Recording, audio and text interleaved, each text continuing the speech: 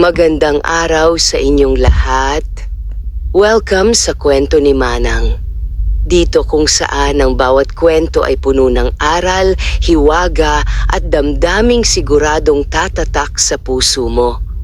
Kung mahilig ka sa mga makabuluhang kwento, alamat, misteryo at buhay na puno ng emosyon, huwag kalimutang mag-subscribe at i-click ang bell notification para lagi kang updated sa mga bago nating kwento.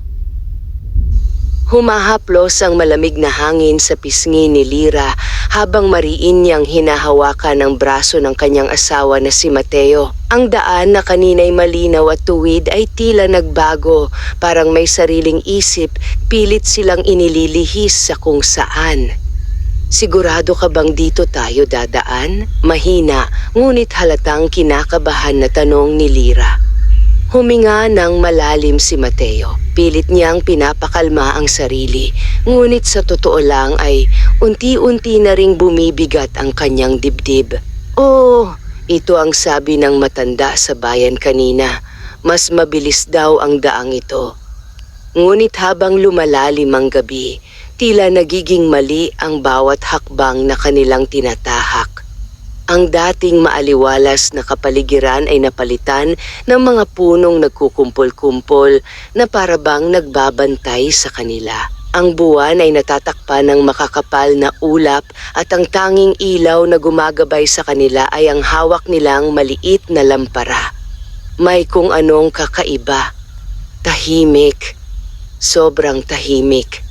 Walang huni ng kuliglig, walang ihip ng normal na hangin, walang buhay. Tama na, Mateo, pabulong na sabi ni Lyra, halos manginig ang boses. May mali, pakiramdam ko, hindi tayo dapat nandito. Huminto si Mateo. Sa unang pagkakataon, pinakinggan niya ang paligid. At doon niya napansin, hindi sila nag-iisa. May marahang kaluskos sa di kalayuan, parang may gumagalaw, ngunit hindi niya makita kung ano. May narinig ka ba? Tanong ni Lyra, mas lalo pang lumapit sa kanya. Bago pa makasagot si Mateo, may sumingit na malamig na hangin sa pagitan nila. Biglang kumurap ang kanilang lampara at saglit na namatay. Mateo! Sandali lang. Muli itong nagliyab. Ngunit ang tanawin sa harap nila ay hindi na ang dating madilim na kagubatan. May mga bahay. Matatandang bahay, yari sa kahoy, tila napabayaan ng mahabang panahon. Ngunit may mga ilaw sa loob.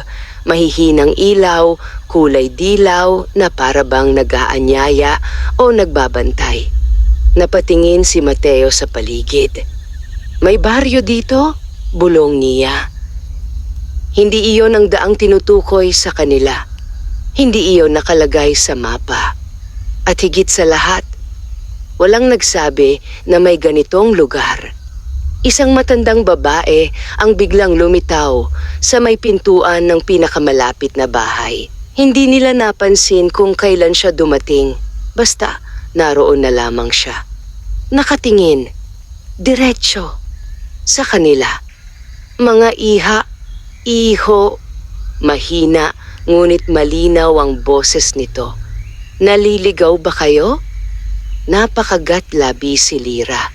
Hindi niya maipaliwanag kung bakit, ngunit may kung anong takot ang bumalot sa kanyang puso. Ah, opo, sagot ni Mateo, pilit na magalang. Pwede po bang magtanong kung nasaan kami?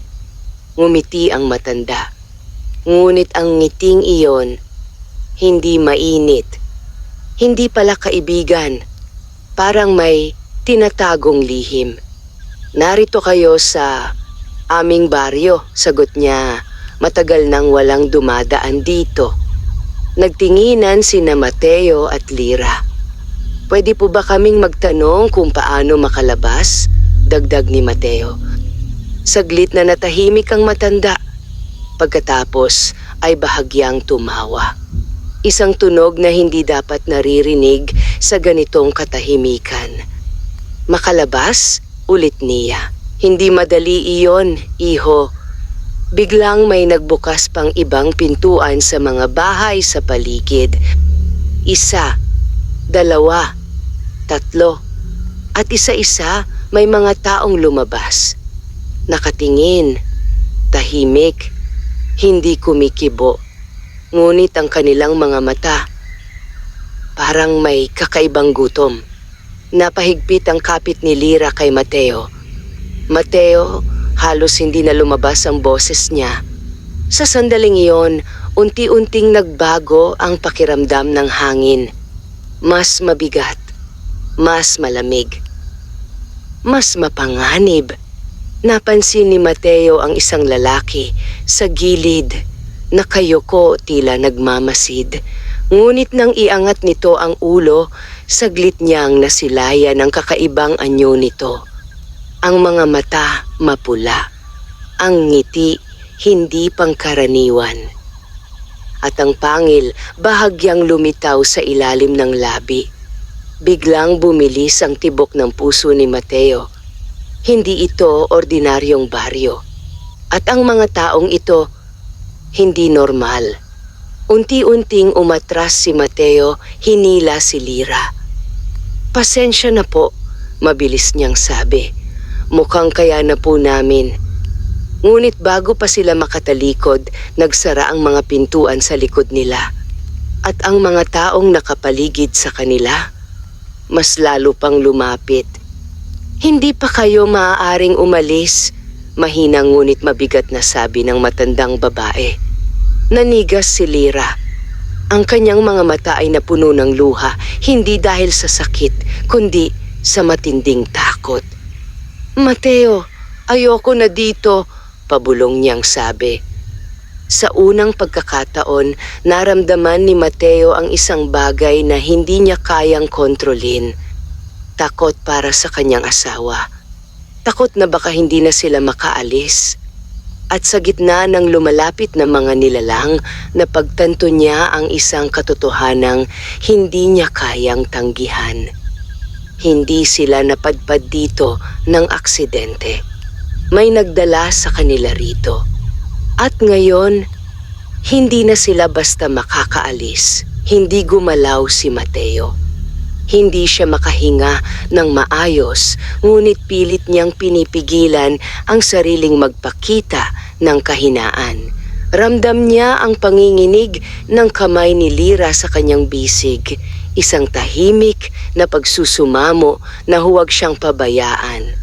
Sa paligid nila, unti-unting sumisikip ang bilog ng mga taong hindi na maikakailang may kakaibang anyo. Ang kanilang mga mata ay hindi na nagtatago, mapupula, kumikislap sa liwanag ng mga lampara.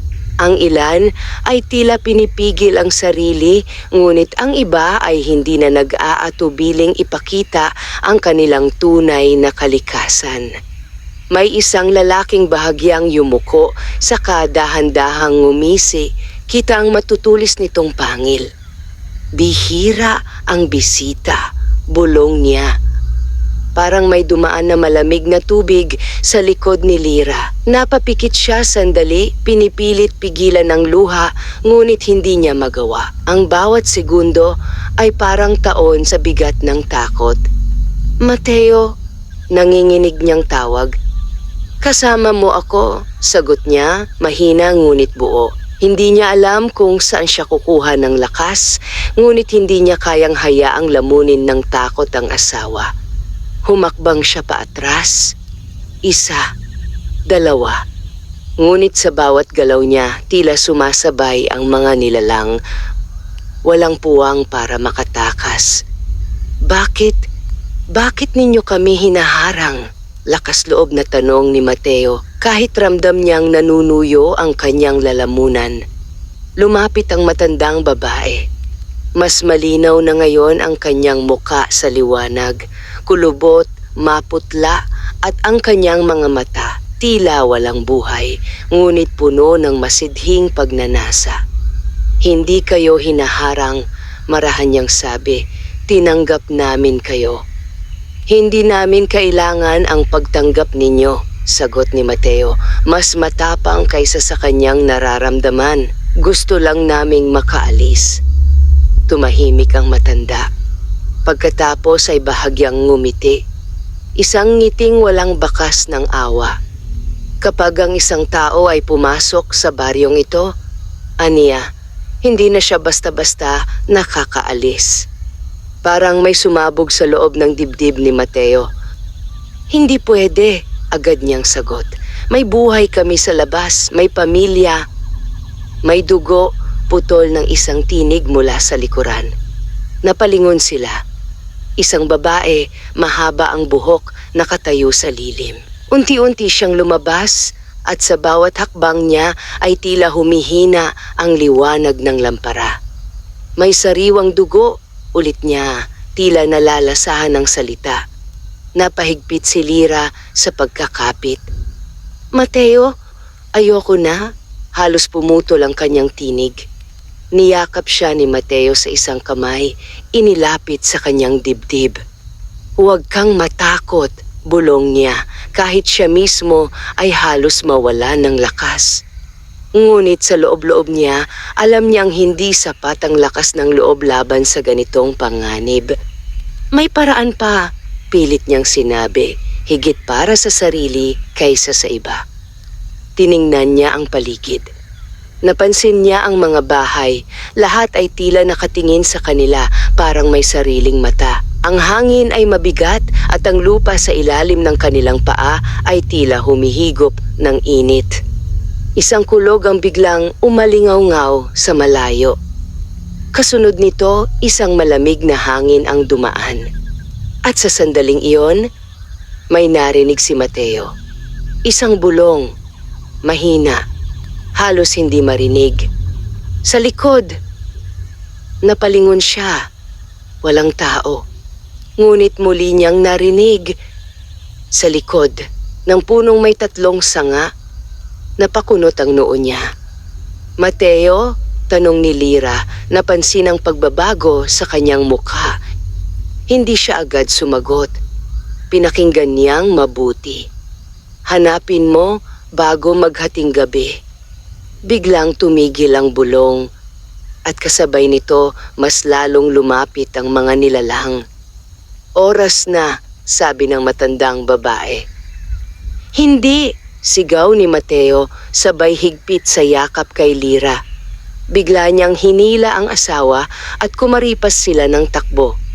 Nagulat ang mga nilalang, sandali lamang, ngunit sapat iyon.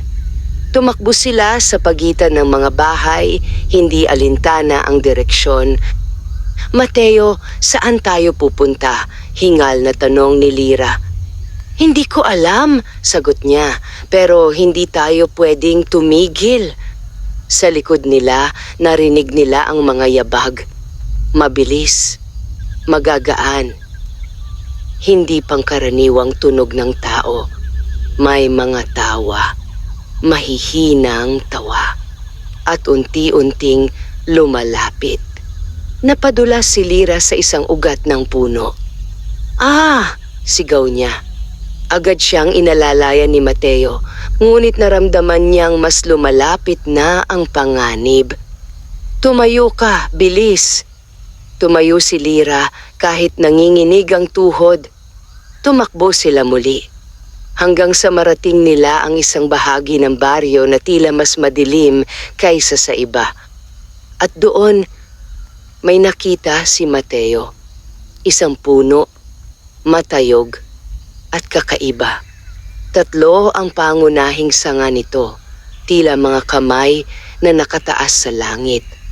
Huminto siya. Mateo, bakit? Dito, putol niya, halos pabulong. Ito yon. Hindi niya alam kung bakit, ngunit may kung anong nagsasabi sa kanyang tama siya. Ngunit bago pa siya makalapit, may lumitaw sa harapan nila. Isang matandang lalaki, payat, baluktot ang likod at may hawak na isang maliit na sisidlan. Ang kanyang mga mata, hindi tulad ng iba. May liwanag, may buhay, at higit sa lahat, may pag-aalala. Mga anak, mahina niyang sabi, huli na kayo kung hindi kayo kikilos ngayon. Napahinto si Mateo. Kaibigan ba kayo? O hindi ako isa sa kanila, putol ng matanda. Ako ang huling natitirang tumatanggi sa kanilang sumpa. Napatingin si Lira sa kanya, may halong pag-asa at takot. Kayo ba ang makakatulong sa amin? Tanong niya. Saglit na tumingin ang matanda sa likuran nila kung saan papalapit na ang mga anino. Kung may natitira pa kayong tapang, sagot niya, sumunod kayo sa akin. At sa unang pagkakataon mula nang sila'y maligaw, may sumilay na pag-asa. Ngunit kasabay nito, mas lumalim ang panganib. Dahil ang baryong iyon ay hindi basta magpapakawala ng kanyang mga bihag. At ang gabi, hindi pa tapos, hindi nagdalawang isip si Mateo. Sa gitna ng nagbabantang panganib, pinili niyang maniwala sa matandang lalaki, isang estranghero na sa unang tingin ay tila mahina, ngunit sa mga mata ay may lalim na hindi maipaliwanag. Sumunod kayo, maring bulong ng matanda. Agad niyang inabot ang kamay ni Lira, saka sila mabilis na lumusot sa likod ng punong may 3 sanga. May makitid na daanan doon, isang landas na tila hindi napapansin ng sino man. Habang tumatakbo, naririnig pa rin nila ang mga yabag sa likuran. Ngunit unti-unting humihina ang mga ito, parang may hangganan ang kayang abutin ng mga nilalang. Dito, sabi ng matanda, sabay hinto sa isang maliit na kubo na halos natatakpan ng mga damo at ugat ng puno. Hindi iyon tulad ng ibang bahay sa baryo. May kakaibang pakiramdam, parang may proteksyon na nakapaligid dito. Pagpasok nila, agad isinara ng matanda ang pinto at nagwisik ng likido mula sa kanyang hawak na sisidlan sa paligid. Biglang nagbago ang hangin. Mas mainit, mas magaan. At sa unang pagkakataon mula nang sila'y maligaw, nakakahinga si Lira nang hindi nanginginig. Napaupo siya sa sahig, hawak ang kanyang dibdib, pilit inaayos ang paghinga. Salamat. Salamat po. Halos hindi na niya maipahayag ang kanyang nararamdaman. Samantala si Mateo ay nanatiling nakatayo, nakamasid sa matanda. Sino po kayo? Tanong niya, maingat ngunit direkta. Tiningnan sila ng matanda. Ang kanyang mukha ay bakas ang pagod ng mahabang panahon, ngunit ang kanyang mga mata ay matibay. Ako ang tinatawag nilang albularyo, sagot niya. Tagapangalaga ng mga lihim at bantay laban sa mga nilalang na hindi dapat gumala sa mundo ng tao. Napalunok si Mateo. Kung ganoon, alam ninyo kung ano sila? Tumango ang matanda. Hindi na sila tao, marahan niyang sabi. Matagal na nilang isinuko ang kanilang pagkatao kapalit ng kapangyarihan at walang hanggang gutom. Napapikit si Lira, pilit pinipigil ang takot na muling sumiklab. Bakit may ganitong lugar? Tanong niya. Tahimik na naglakad ang albularyo patungo sa isang maliit na altar sa loob ng kubo. May mga kandila, mga dahon at ilang kakaibang bagay na tila may sariling kahulugan. Dahil sa kasakiman, sagot niya, at sa maling paniniwala na ang kapangyarihan ay kayang punan ang anumang kakulangan sa puso. Tumahimik ang silid. Ang mga salitang iyon ay tila bumigat sa hangin. Matagal na panahon na ang nakalipas, patuloy ng albularyo, ang baryong ito ay tulad ng iba, payapa, masagana at puno ng buhay. Ngunit may isang gabi na nagbago ang lahat. Tumingin siya kay Mateo. May isang ritual na isinagawa, isang panawagan sa mga nilalang na hindi dapat tinatawag. Mga aswang, mahina ngunit malinaw na sabi ni Mateo. Tumango ang matanda. Hindi lamang sila ang dumating, dagdag niya, kundi ang sumpang bumalot sa buong baryo. Napahawak si Lira sa kanyang sarili. Kung ganoon, wala na bang pag-asa para sa kanila?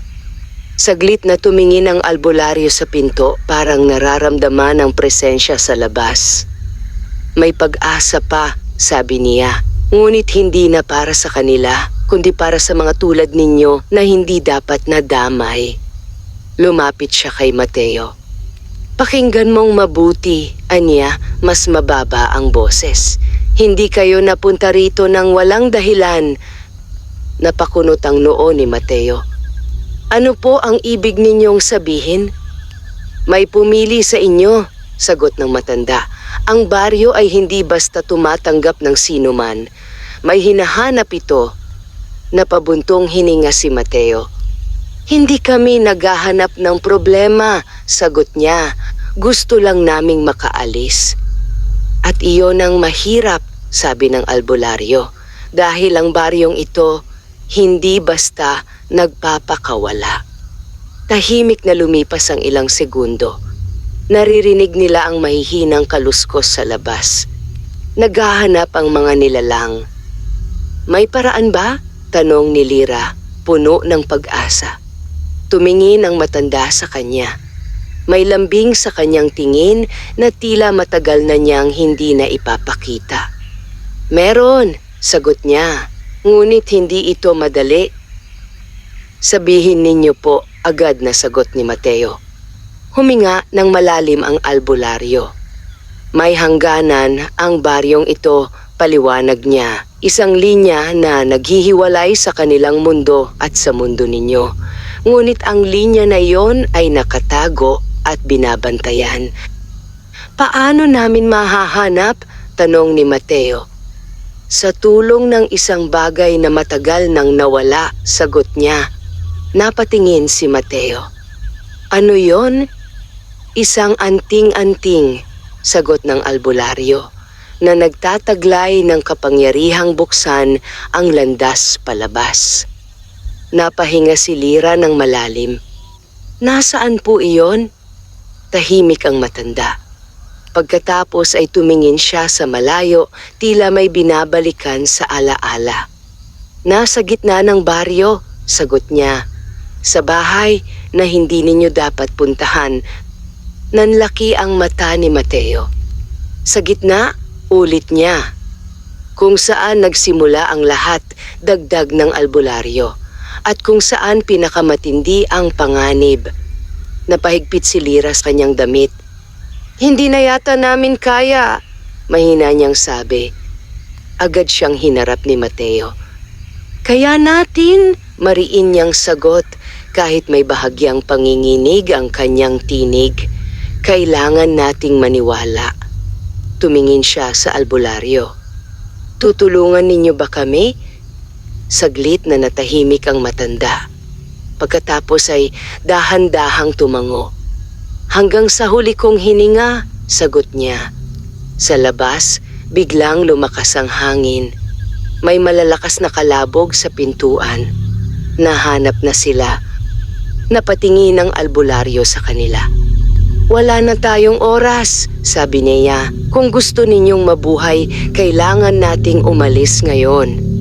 Tumayo si Mateo, hinawakan ang kamay ni Lira. Sa kabila ng takot, may isang bagay na unti-unting lumalakas sa kanilang puso, pag-asa. Ngunit kasabay nito, ang mas mabigat na katotohanan. Upang makalabas, kailangan nilang pumasok sa pinakapuso ng kadiliman. At doon, hindi lahat ay nakakaligtas. Mabilis silang kumilos. Sa bawat sandali na lumilipas, mas lumalakas ang kalabog sa pintuan ng kubo. Parang anumang oras ay magigiba ito at kasabay noon ay papasok ang mga nilalang na walang awa. Dito tayo lalabas, bulong ng albularyo, sabay tulak sa isang lihim na bahagi ng dingding. Dahan-dahang bumukas ang isang makitid na lagusan. Yumuko kayo at huwag kayong gagawa ng ingay, dagdag niya.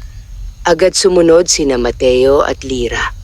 Ang lagusan ay madilim at masikip. Halos gumapang sila habang sumusunod sa matanda. Ang hangin ay malamig at may kakaibang amoy. Parang lupa at lumang kahoy na matagal nang hindi naaabot ng liwanag. Sa likuran nila, narinig nila ang malakas na pagguho. Nabuksan na ang pinto. Napasigaw si Lyra, ngunit agad siyang pinatahimik ni Mateo. "Malapit na tayo," bulong ng albularyo. Ilang sandali pa, nakarating sila sa dulo ng lagusan. Dahan-dahang itinulak ng matanda ang takip at sinalubong sila ng malamig na hangin ng gabi. Ngunit hindi ito ang parehong lugar na kanilang pinasukan. Mas madilim, mas tahimik, mas mapanganib. "Nasaan tayo?" tanong ni Mateo habang tinutulungan si Lyra na makalabas. "Sa gilid ng baryo," sagot ng albularyo, "ngunit malapit na tayo sa sentro." "Hindi ba mas ligtas kung lumayo tayo?" tanong ni Lyra, halatang pagod at natatakot. Umiling ang matanda. "Hindi kayo makakalabas kung hindi ninyo kukunin ang anting-anting," sagot niya. "Ito lamang ang magbubukas ng landas palabas." Napapikit si Lyra sandali. "Kung ganoon, wala tayong pagpipilian," mahina niyang sabi. Hinawakan ni Mateo ang kanyang kamay. "Kasama mo ako," bulong niya. Tumingin ang albularyo sa kanilang dalawa. May bahid ng lungkot sa kanyang mga mata, ngunit may paghanga rin. "Ang pag-ibig ninyo ang maaaring magligtas sa inyo," sabi niya. "Ngunit tandaan ninyo, dito sa baryong ito, sinusubok ang bawat puso." Nagsimula silang maglakad. Ang daan patungo sa sentro ng baryo ay tila mas makitid kaysa dati. Ang mga bahay ay mas malapit sa isa't isa, parang unti-unting sumisikip ang espasyo. Walang ilaw, walang tunog, ngunit ramdam nila may mga matang nakatingin. "Huwag kayong titingin sa mga bintana," paalala ng albularyo. "Ano man ang makita ninyo, huwag ninyong papansinin."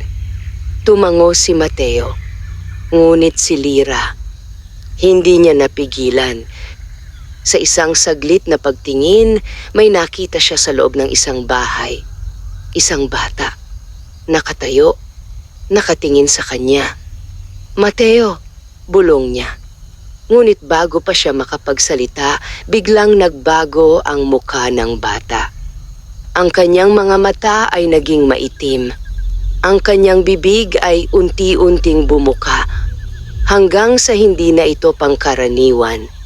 Napaatras si Lyra, napakapit kay Mateo. "Anong nakita mo?" tanong nito. Umiling siya. Wala," pilit niyang sagot, kahit nanginginig ang kanyang katawan. "Magpatuloy tayo," maring sabi ng albularyo. Hindi sila maaaring tumigil. Hindi ngayon. Habang papalapit sila sa gitna ng baryo, unti-unting nagbabago ang kapaligiran. May kakaibang enerhiya sa hangin, parang may bumubulong, ngunit hindi maintindihan. At pagkatapos, nakita nila ito, isang malaking bahay. Mas matanda kaysa sa lahat. Mas madilim, mas tahimik. Ang mga bintana nito ay sarado, ngunit tila may buhay ang loob. "Diyan," sabi ng albularyo. Napahinto si Mateo. "Sigurado kayo?" tanong niya. "Wala nang ibang lugar," sagot ng matanda. Tumingin si Mateo kay Lyra. "Handa ka na ba?" tanong niya. Napapikit si Lyra sandali. Sa loob ng kanyang puso may takot. Ngunit may mas malakas pa roon, ang kagustuhang mabuhay at ang pagmamahal sa kanyang asawa. Tumango siya. Oo, dahan-dahan silang lumapit sa bahay. Sa bawat hakbang, parang mas bumibigat ang hangin. At nang marating nila ang pintuan, kusang bumukas ito. Walang hangin, walang tunog, Kusang bumukas. Napatingin ang albularyo sa kanila. Simula na ito, sabi niya. Pumasok sila at agad na nagsara ang pinto sa likuran nila. Sa loob, mas madilim kaysa sa inaasahan nila. Ngunit sa gitna ng silid, may isang liwanag, mahina, ngunit malinaw. Isang maliit na bagay ang nakapatong sa isang lumang mesa. Ang anting-anting bulong ng albularyo. Ngunit bago pa sila makalapit, may narinig silang hakbang, mabagal, mabigat, at sa dilim may isang anyo ang unti-unting lumitaw. Mas matangkad, mas malakas, at mas nakakatakot kaysa sa lahat ng nakita nila. Ang kanyang mga mata ay nagliliyab sa kakaibang liwanag at ang kanyang tinig mababa, malamig. Hindi lahat ng pumapasok dito ay may karapatang umalis. Nanigas si Lyra at sa sandaling iyon, naunawaan nila. Hindi sapat ang tapang, hindi sapat ang pag-asa dahil sa loob ng bahay na iyon may nagbabantay.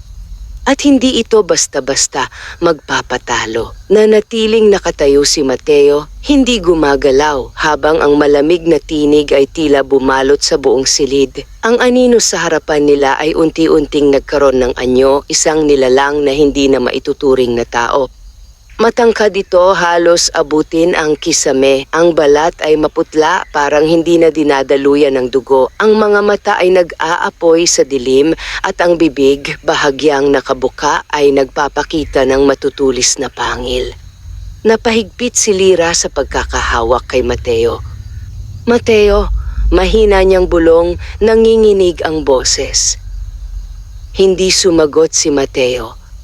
Ang kanyang mga mata ay nakatuon lamang sa nilalang na nasa harapan nila. Bantay siya, mahinang sabi ng albularyo sa likuran nila, tagapangalaga ng anting-anting. Kung ganoon, bulong ni Mateo, kailangan nating lampasan siya. Bahagyang tumawa ang nilalang. Isang tunog na tila hindi galing sa isang normal na lalamunan. Lampasan? Ulit nito. Hindi kayo ang una na nagtangkang kunin iyan.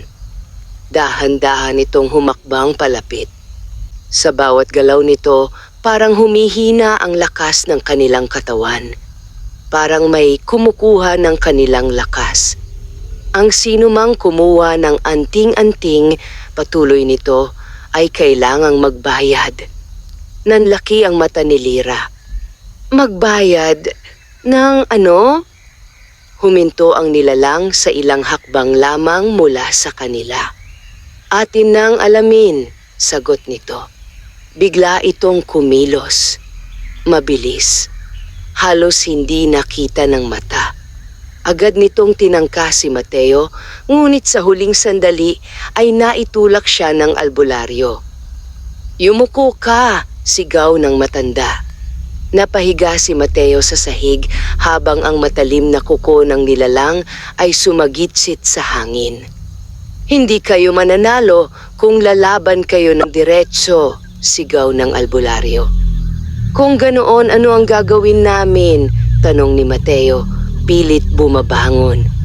Mabilis na kinuha ng albularyo ang isang maliit na supot mula sa kanyang damit. Iwinisik niya ang laman nito sa sahig, isang pulbos na kumislap sa liwanag. Agad umatras ang nilalang. Hindi siya basta nilalang ng laman, paliwanag ng matanda. Nakagapos siya sa sumpa, may kahinaan siya at iyon ang dapat ninyong hanapin. Anong kahinaan? Tanong ni Lyra, halos umiiyak na. Ang puso, sagot ng albularyo. Puso, ulit ni Mateo. Ang puso ng sumpa, dagdag ng matanda. May bagay dito na nagbubuklod sa kanya. Hanapin ninyo iyon. Muling sumugod ang nilalang. Sa pagkakataong ito, mas mabangis. Niyakap ni Mateo si Lira at mabilis silang umiwas, gumulong sa gilid ng silid. "Mateo!" sigaw ni Lira. "Hanapin natin!" sagot niya, hinihingal. Mabilis niyang sinuri ang paligid. Ang mesa kung saan naroon ang anting-anting, ang mga dingding na puno ng lumang marka. At sa likod, may nakita siya. Isang maliit na kahon, nakakadena, at may kakaibang simbolo. "Doon!" sigaw niya. Ngunit bago pa siya makalapit, hinarangan siya ng nilalang. "Hindi mo yon makukuha," malamig nitong sabi. Sa sandaling iyon, napansin ni Lira ang isang bagay. Sa tuwing lumalapit ang nilalang sa kahon, mas lumalakas ito. "Mateo!" sigaw niya. "Yung kahon, yun ang koneksyon niya." Napatingin si Mateo. Agad niyang naintindihan. "Albularyo," tawag niya. Tumango ang matanda. "Sirain ninyo yon." Ngunit paano? Muling sumugod ang nilalang. Sa pagkakataong ito, mas mabilis. Nasugatan si Mateo sa braso, isang manipis ngunit masakit na hiwa. Napangiwi siya ngunit hindi siya umatras. "Mateo!" umiiyak na sigaw ni Lira. "Ayos lang ako," sagot niya kahit ramdam niyang humihina ang kanyang katawan. Ngunit sa kabila ng sakit, may isang bagay na mas malakas. Ang kagustuhan niyang protektahan si Lira. Tumingin siya sa kahon at sa isang iglap, tumakbo siya. Diretso.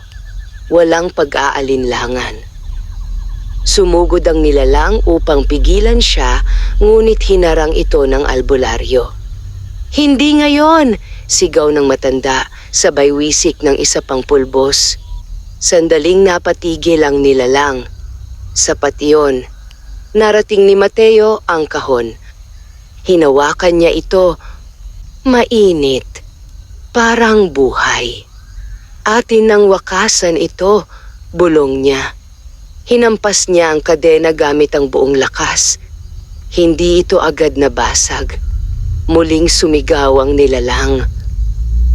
Mas malakas, mas galit. "Mateo, bilisan mo!" sigaw ni Lira. Muling hinampas ni Mateo ang kahon. At sa ikatlong beses, naputol ang kadena. At kasabay nito, isang malakas na sigaw ang umaling-aungaw sa buong bahay. Ang nilalang ay napaatras, tila nasusunog mula sa loob. Unti-unti itong naglaho, hanggang sa wala nang natira. Tahimik. Biglang tumahimik ang buong silid. Napabagsak si Mateo sa sahig, hinihingal. Agad siyang nilapitan ni Lira, yakap-yakap siya. "Mateo, Mateo," umiiyak niyang tawag. "Ayos lang ako," mahina niyang sagot. Lumapit ang albularyo. Tumingin siya sa mesa. Naroon pa rin ang anting-anting. Ngunit ngayon, mas maliwanag. "Natapos na ang bantay," sabi niya. Ngunit hindi pa tapos ang laban. Napatingin si Mateo sa kanya. "Anong ibig ninyong sabihin?" "Ang anting-anting ay susi lamang," sagot ng matanda. "Ngunit may huling pagsubok pa bago kayo makalabas." Napahigpit si Lira sa kamay ni Mateo. "Gaano pa kahirap?" tanong niya. Tahimik ang albularyo. Pagkatapos ay tumingin siya sa pintuan. "Mas mahirap kaysa sa iniisip ninyo," sagot niya. Sa labas, may mga aninong muling nagtitipon. Mas marami, mas mapanganib. At sa pagkakataong ito, alam na nila kung nasaan ang kanilang hinahanap. At hindi na sila papayag na makatakas pa ang mag-asawa. Nanatiling tahimik ang silid, ngunit ang katahimikang iyon ay hindi nakapagbigay ng kapanatagan. Sa halip, tila ito'y isang pahinga bago ang mas matinding unos. Hawak ni Mateo ang anting-anting. Mainit ito sa kanyang palad, ngunit hindi na tulad kanina, hindi na parang nagbabanta, kundi tila nagbibigay ng lakas. May kakaibang pulso na dumadaloy mula rito papunta sa kanyang dibdib. Hindi ito basta-basta ni bulong niya. Lumapit ang albularyo. Hindi nga, sagot nito, ang anting-anting na iyan ang huling natitirang kapangyarihan na hindi pa nadudungkisa ng sumpa. Ngunit tandaan mo, hindi ito sandata kundi gabay. Napatingin si Lyra sa anting-anting. Kung gabay ito, saan tayo nito dadalhin? Tanong niya. Sa hangganan, sagot ng albularyo. Sa lugar kung saan nagtatagpo ang dalawang mundo. Napakunot ang noo ni Mateo. At kapag naroon na kami? Saglit na natahimik ang matanda. Doon ninyo malalaman kung karapat-dapat kayong makalabas. Parang mas lalong bumigat ang hangin sa mga salitang iyon. Karapat-dapat? Ulit ni Lyra, halos pabulong. Ngunit bago pa makasagot ang albularyo, may isang malakas na dagundong ang umaling-awngaw sa buong bahay.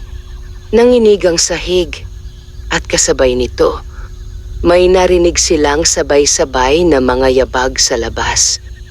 Wala na tayong oras, maring sabi ng albularyo. Nahanap na nila tayo. Napahigpit si Mateo sa anting-anting. Kung ganoon, umalis na tayo. Agad silang lumabas ng bahay. Ngunit ang tanawin sa labas ay mas nakakatakot kaysa sa inaasahan nila. Ang buong baryo ay tila nagising.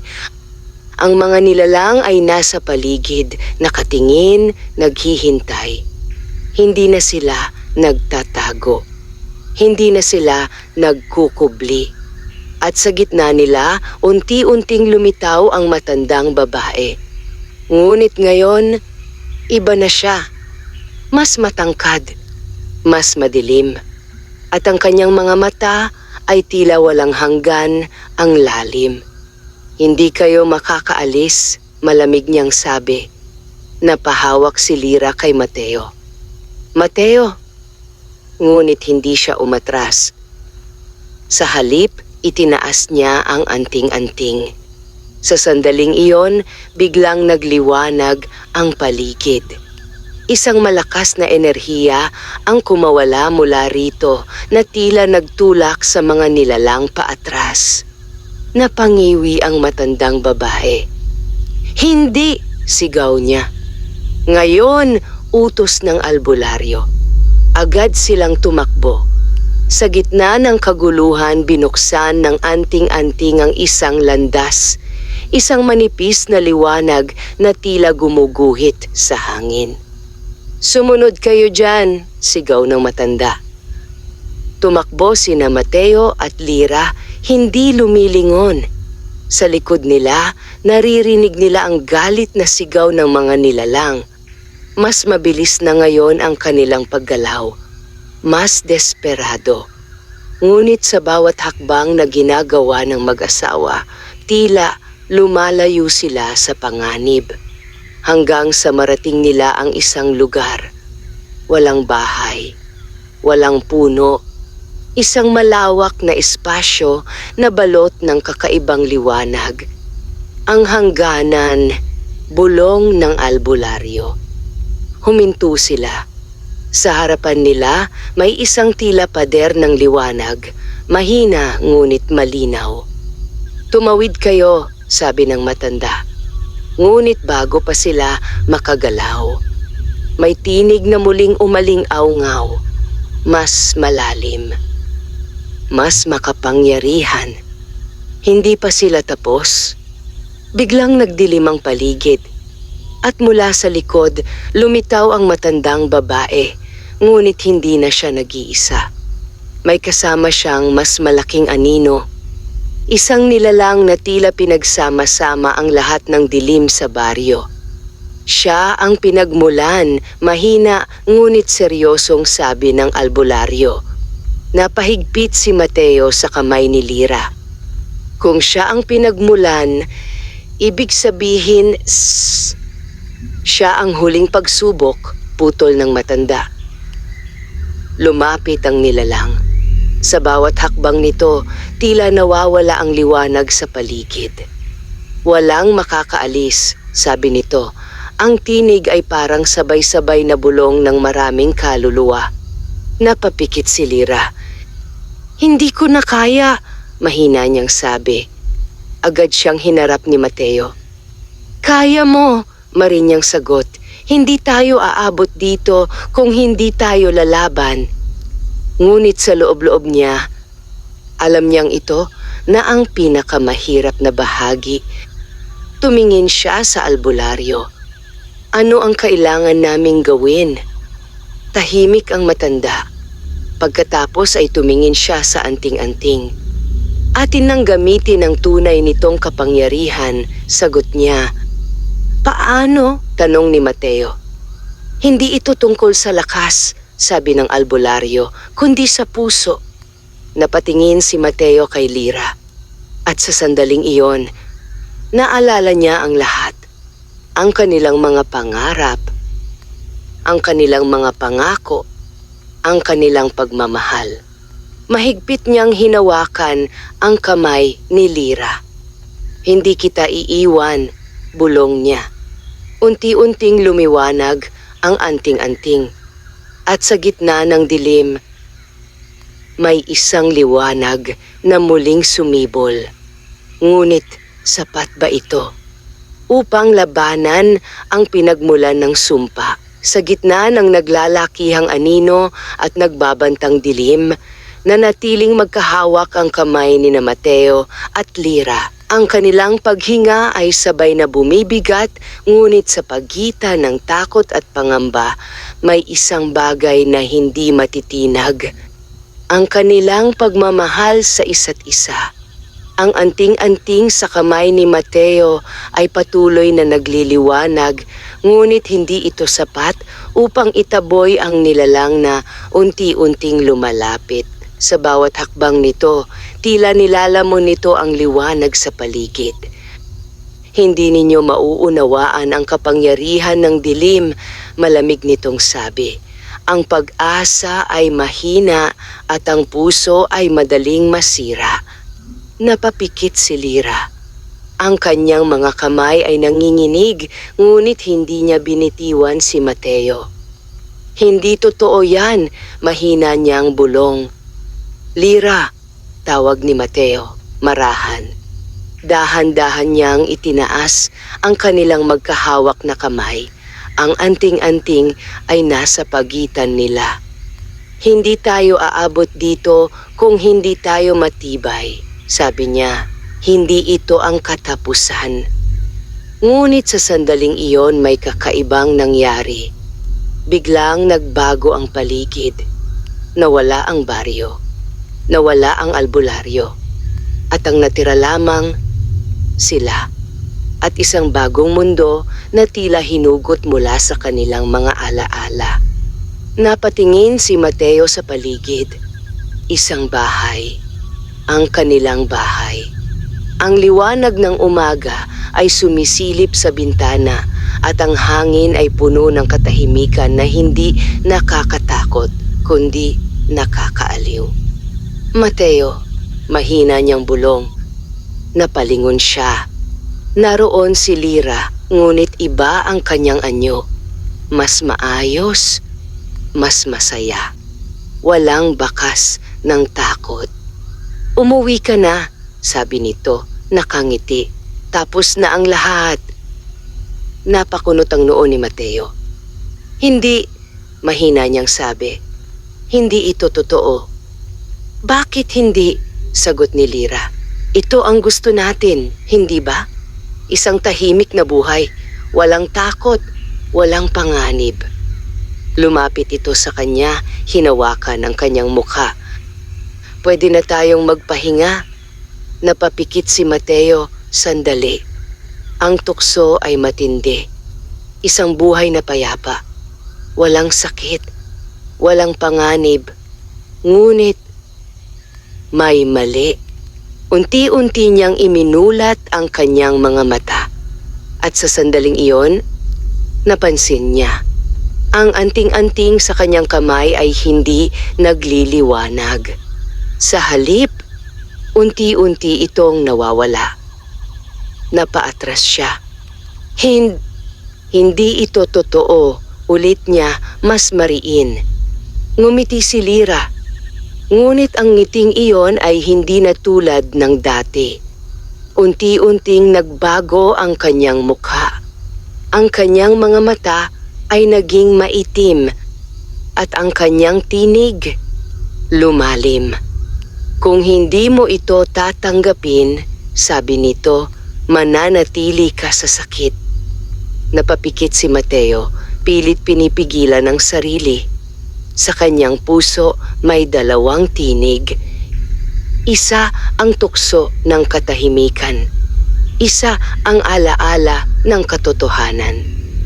At kung ito man ang sakit, bulong niya, pipiliin ko pa rin ang katotohanan. Sa isang iglap, winaksi niya ang kamay ng ilusyon. At pipiliin kita, ang tunay na ikaw.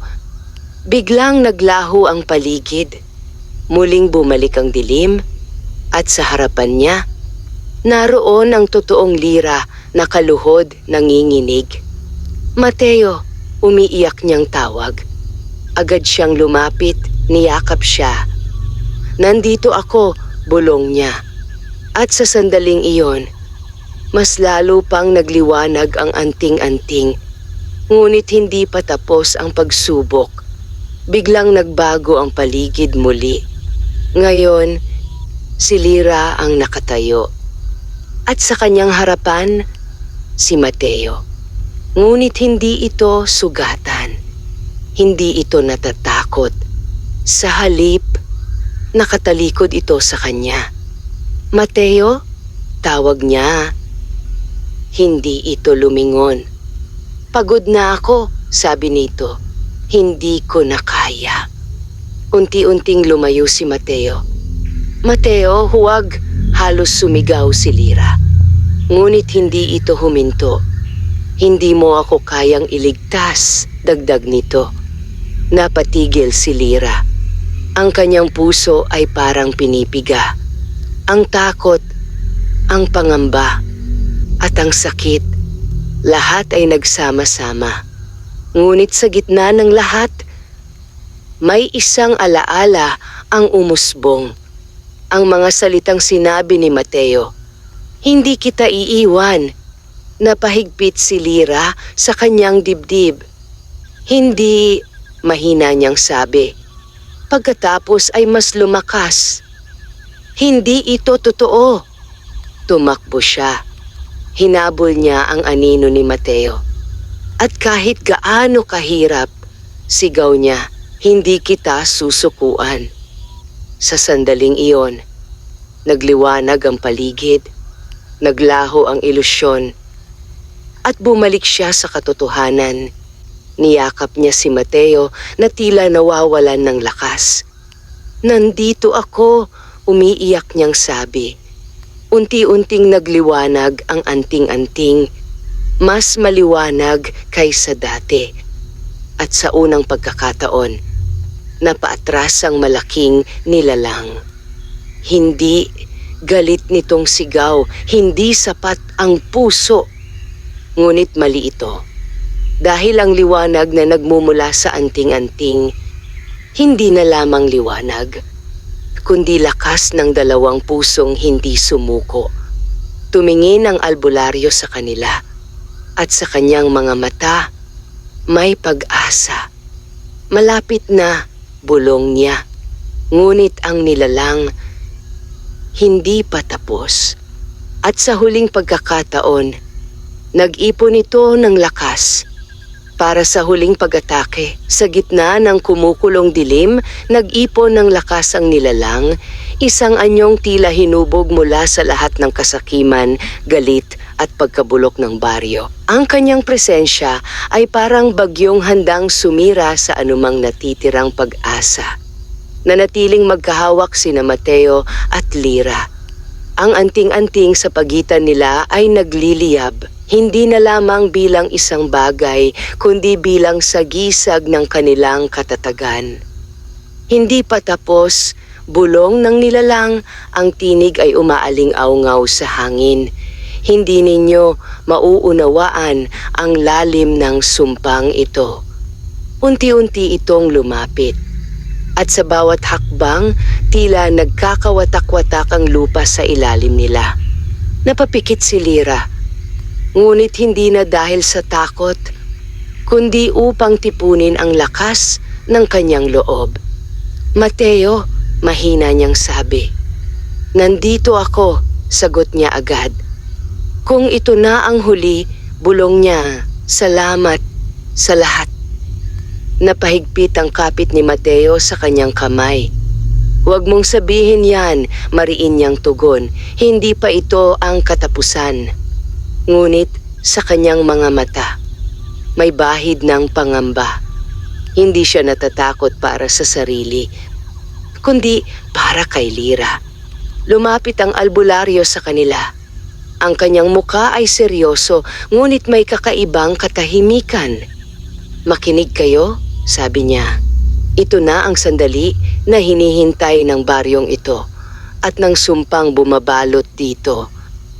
"Ano ang dapat naming gawin?" tanong ni Mateo. Tumingin ang matanda sa anting-anting. "Hindi ninyo siya kayang talunin," direkta niyang sabi. Nanlaki ang mata ni Lyra. "Kaya hindi ninyo siya lalabanan." Napakunot ang noo ni Mateo.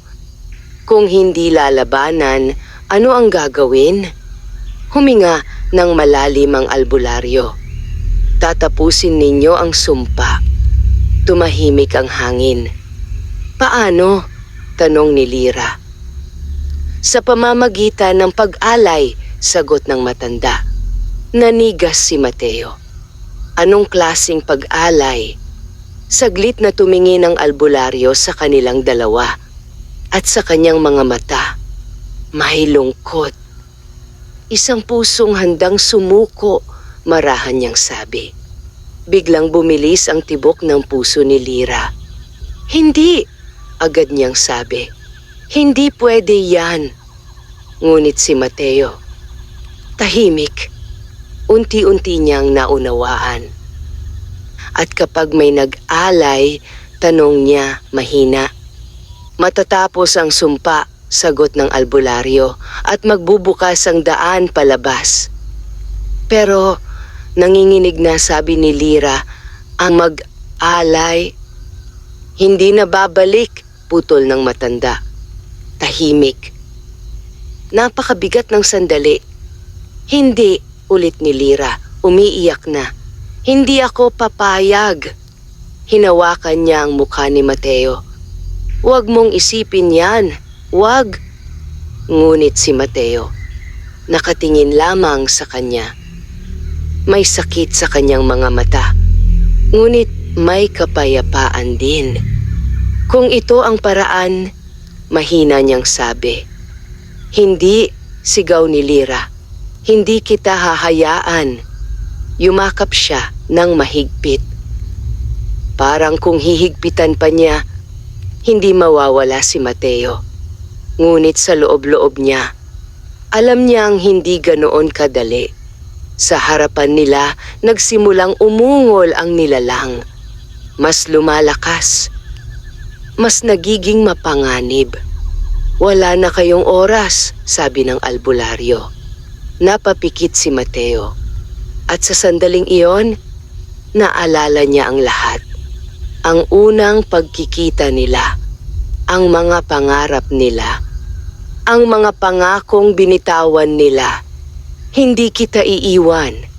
Ngunit ngayon, kailangan niyang pumili. Dahan-dahan niyang hinawakan ang kamay ni Lyra. "Patawad," bulong niya. Nanlaki ang mata ni Lyra. "Mateo, huwag." Ngunit bago pa siya makapagsalita, may nangyari. Biglang lumiwanag ang anting-anting. Mas maliwanag kaysa sa kahit anong nakita nila. At sa loob ng liwanag, may isang tinig, hindi mula sa nilalang, hindi mula sa albularyo, kundi mula sa mismong anting-anting. Hindi sakripisyo ang kailangan, napahinto silang lahat, kundi paglaya. Unti-unting nagbago ang hangin, napatingin ang albularyo. Hindi maaari, bulong niya. Napatingin si Mateo sa anting-anting. Ano ang ibig sabihin nito? Ang liwanag ay lumawak. At sa loob nito, may mga aninong lumitaw, mga mukha, mga tao, ang mga dating nanirahan sa baryo. Hindi nila pinili ang sumpa, bulong ng tinig. Sila'y biktima. Napaatras ang malaking nilalang. Hindi, sigaw nito. Ngunit patuloy ang liwanag. Palayain ninyo sila. Napatingin si Mateo kay Lyra. Kung ganun to, hindi natin kailangang magsakripisyo, sabi niya. Tumango si Lyra, may luha sa mga mata. Kailangan lang nating tapusin ang sumpa. Tumingin sila sa nilalang. At sa unang pagkakataon, hindi na lamang takot ang naramdaman nila, kundi pag-unawa at lakas. Hindi ka namin lalabanan, sabi ni Mateo, palalayain ka namin. Mas lalong nagalit ang nilalang. Ngunit sa likod ng galit, may bakas ng sakit. At sa sandaling iyon, unti-unting nagbago ang laban. Hindi na ito laban ng lakas, kundi laban ng puso at ang liwanag. Unti-unting nananaig. Sa gitna ng naglalakihang dilim, nanatiling matatag sina Mateo at Lyra. Hindi na sila umatras, hindi na sila nagduda. Sa unang pagkakataon mula nang sila'y maligaw, hindi takot ang nangingibabaw sa kanilang puso, kundi pag-unawa. Ang anting-anting ay nagliliyab sa pagitan nila at ang liwanag nito ay hindi na lamang sumasalamin sa kanilang lakas, kundi sa katotohanang kanilang natuklasan. Ang baryo ay hindi isinilang sa kasamaan. Ito ay naging ganito dahil sa sumpa. At ang sumpang iyon ay maaaring wakasan. Hindi ka namin kalaban, mariing sabi ni Mateo sa nilalang. Ang kanyang tinig ay hindi na nanginginig. Ito ay buo, matatag. Biktima ka rin, dagdag ni Lyra kahit may luha sa kanyang mga mata. At panahon na para matapos ang paghihirap na ito. Umaling-aungaw ang isang malalim na ungol mula sa nilalang. Parang hindi nito matanggap ang kanilang sinasabi. Parang may bahagi nito na gustong maniwala. Ngunit may mas malakas na puwersang pumipigil. Hindi, ako mahina, pilit nitong sabi. Ngunit ang kanyang tinig ay hindi na kasing lakas tulad kanina. May bitak, may pag-aalinlangan. Lumapit si Mateo, dahan-dahan, hawak ang anting-anting. Hindi kahinaan ang magpalaya, sabi niya. Mas mahirap ang manatili sa dilim. Sa bawat hakbang niya, lalong lumiliwanag ang paligid. Ang lupa na kanina'y tila nababasag ay unti-unting nagiging payapa. Ang hangin na mabigat ay unti-unting gumagaan at ang mga anino unti-unting umatras. Mateo, bulong ni Lyra habang sumusunod sa kanya. Ramdam niya ang takot. Ngunit mas malakas ang tiwala niya sa kanyang asawa. Lumapit sila sa nilalang. Ngayon ay mas malinaw na ang anyo nito. Hindi na ito ganap na halimaw. Sa likod ng madilim na balat at naglalagablab na mata, may bakas ng isang dating tao. Isang taong nasaktan. Isang taong naligaw. Patawarin mo ang sarili mo, mahina, ngunit malinaw na sabi ni Lyra. Napapikit ang nilalang. Ang kanyang katawan ay tila naglalaban sa loob. Hindi ko kaya, bulong nito. Hindi mo kailangang mag-isa, sagot ni Mateo. Itinaas niya ang anting-anting. Tutulungan ka namin. Sa sandaling iyon, isang malakas na liwanag ang sumabog mula sa anting-anting. At ang liwanag na iyon ay hindi nakakasakit, kundi nakakapagpagaan. Unti-unting tinamaan ang nilalang. Hindi ito sumigaw sa sakit. Sa halip, napaluha ito. Isang tahimik na luha ang dumaloy mula sa kanyang mata. At sa wakas, bulong nito. Ang kanyang anyo ay unti-unting nagbago. Ang madilim na balat ay naging malinaw. Ang nagliliyab na mata ay naging payapa. At sa loob ng liwanag, may isang anyo ng tao ang lumitaw. Tahimik, mapayapa, at sa kanyang mukha, may kapayapaan na matagal nang nawala. Kasabay nito, ang buong baryo ay nagsimulang magbago. Ang mga bahay ay unti-unting nawalan ng dilim. Ang hangin ay naging magaan. At ang mga nilalang, isa-isa silang nagbago. Ang kanilang mga anyo ay bumalik sa dati. Ang kanilang mga mata ay nagkaroon ng buhay. Ang kanilang mga mukha ay napuno ng pagkalito at pagluha. Malaya na sila, bulong ng albularyo na ngayon ay nakatayo sa likuran nila. May luha rin sa kanyang mga mata. Matagal ko nang hinihintay ito. Napalingon si Mateo sa kanya. Tapos na ba? Tanong niya. Tumingin ang matanda sa paligid. Sa baryong ngayon ay unti-unting nagiging tahimik at payapa. Oo, sagot niya. Natapos na ang sumpa. Napayakap si Lyra kay Mateo. Mahigpit. Parang hindi na siya muling bibitaw. Tapos na, umiiyak niyang sabi. Hinaplos ni Mateo ang kanyang buhok. Nakalabas na tayo, bulong niya. Ngunit sa sandaling iyon, may isang liwanag ang muling lumitaw sa harapan nila. Ang hangganan, ang daan palabas. Ngunit bago sila makalapit, naramdaman nila ang presensya ng albularyo. Tahimik itong nakatayo, nakatingin sa baryo. Hindi kayo sasama? Tanong ni Lyra. Ngumiti ang matanda, isang ngiting puno ng pagod. Ngunit may kapayapaan. Ang lugar na ito ang aking tungkulin, sagot niya. Ngunit tapos na ang sumpa, sabi ni Mateo. Hindi lahat ng sugat ay agad gumagaling, sagot ng albularyo. May mga kaluluwang kailangan pang gabayan. Napayuko si Lyra. Salamat po, mahina niyang sabi. Tumango ang matanda. At salamat din sa inyo, sagot niya. Dahil sa inyo, nagkaroon muli ng liwanag ang baryong ito. Tumingin siya sa anting-anting. Dalhin ninyo iyan, dagdag niya. Hindi bilang sandata, kundi bilang paalala. Napatingin si Mateo sa hawak niya.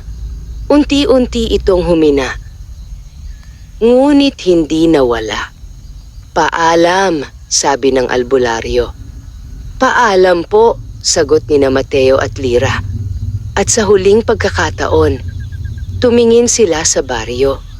Hindi na ito nakakatakot. Hindi na ito madilim. Ito ay tahimik at puno ng panibagong simula. Magkahawak kamay, lumakad sila patungo sa liwanag. At sa bawat hakbang, unti-unti silang lumalayo sa dilim. Papunta sa isang bagong umaga, dahan-dahang naglaho ang kakaibang liwanag habang tumatawid sina Mateo at Lira sa hangganan. Sa bawat hakbang nila, tila may unti-unting nababawas na bigat sa kanilang dibdib, parang ang takot, pagod at sakit na kanilang naranasan ay iniiwan nila sa likod. Hanggang sa tuluyan silang napaluhod sa lupa. Mainit, totoo, buhay. Humahangos ang kanilang paghinga at sa unang pagkakataon matapos ang mahabang gabi, narinig nila ang isang bagay na matagal nilang hindi narinig. Huni ng ibon, mahinang ihip ng hangin, at ang tunog ng mundo na hindi nababalot ng dilim. Napapikit si Lira sa katuluyang napaiyak. Hindi na ito takot, kundi pagluwag ng damdamin. Tapos na, mahina niyang sabi. Umupo si Mateo sa tabi niya, pagod ngunit may ngiti sa labi. Hinawakan niya ang kamay ni Lira at marahang pinisil ito. Tapos na, ulit niya. Tahimik silang nanatili roon sandali, pinapakinggan ang tibok ng kanilang puso na unti-unting bumabalik sa normal. Ngunit kahit tapos na ang lahat, may mga bagay na hindi na mabubura. Mga alaala, mga sugat, at mga aral. Unti-unting tumayo si Mateo, inalalayan si Lira. Nilibot nila ang kanilang paningin. Isang simpleng daan, mga puno, at ang langit na unti-unting nagiging maliwanag sa pagsikat ng araw. Parang walang nangyari. Parang hindi sila dumaan sa isang bangungot. Ngunit alam nila, totoo ang lahat. Napatingin si Lira sa kamay ni Mateo. Nandyan pa ba? Tanong niya. Dahan-dahang binuksan ni Mateo ang kanyang palad. Naroon pa rin ang anting-anting. Hindi na ito kasing liwanag tulad ng dati. Ngunit may init pa rin. Tahimik, matatag. Hindi siya nawala, bulong niya. Ngumiti si Lira. Siguro, hindi lang para sa baryo iyon, sabi niya. Para din sa atin. Tumango si Mateo. Isang paalala, sagot niya, na kahit gaano kadilim ang daan, may liwanag na kayang magbago ng lahat. At kadalasan, nagmumula ito sa puso. Nagsimula silang maglakad. Pabalik sa mundong kanilang kinagisnan. Ngunit hindi na sila katulad ng dati. Mas matibay. Mas malalim ang pag-unawa. Mas buo. Mateo, tawag ni Lira. Kung hindi tayo naligaw, hindi natin malalaman kung gaano tayo kalakas, sabi niya. Napangiti si Mateo. At kung gaano tayo kahalaga sa isa't isa, dagdag niya. Huminto siya sandali. Tumingin sa langit. Ang araw ay sumisikat na, mainit, maliwanag at puno ng pag-asa. Ngunit sa likod ng liwanag na iyon, may isang alaala na mananatili sa kanila. Ang baryo, ang mga nilalang, at ang albularyo. Sa tingin mo, ayos lang siya? Tanong ni Lira. Tahimik si Mateo sandali. Pagkatapos ay tumango. Sa tingin ko, doon siya nararapat, sagot niya.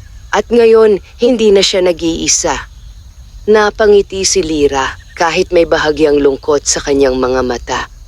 Hindi na nga. Muling naglakad ang mag-asawa. Magkahawak kamay. Hindi na natatakot sa dilim dahil naranasan na nila ito at nalampasan. Sa kanilang paglalakad, ang anting-anting ay bahagyang kumislap. Parang isang huling paalala na ang tunay na lakas ay hindi matatagpuan sa kapangyarihan, kundi sa pagmamahal at sa kakayahang magpatawad. Sa dulo ng kanilang landas, may bagong simula, at sa likod nila. Ang dilim ay tuluyan ng naiwan